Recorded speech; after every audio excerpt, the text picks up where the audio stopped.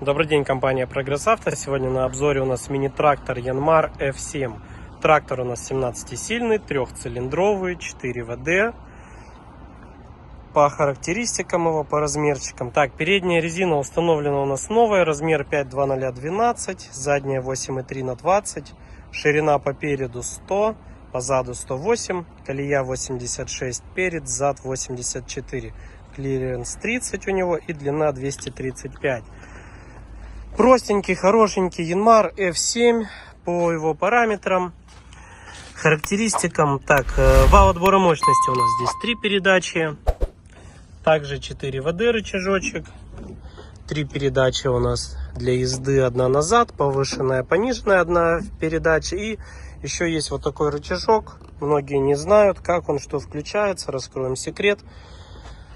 Когда мы включаем здесь повышенную вторую, когда включаем здесь третью, чтобы, так сказать, максимум скорости было, и здесь его на себя меняем, у нас получается здесь еще одна дополнительная передача, то есть, грубо говоря, третья повышенная будет. Трактор у нас в прекраснейшем состоянии. Наработка его у нас 720 моточасов, в принципе, немного.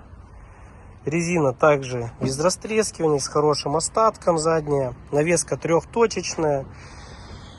К сожалению, у нас здесь механическая регулировка горизонта, но в навеске есть, так сказать, можно установить фаркоп.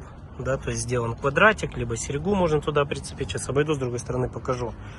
На фрезе у нас новые ножи абсолютно установлены. Ширина фрезы у нас 1,30 м. Так, не знаю, с этой стороны будет видно. Показать фаркоп вам хочу. Вот он. Так, что еще у нас на этом тракторе? Ну, наверное, и все. То есть простенький, хорошенький, удобный в использовании японский мини-трактор марки Yanmar.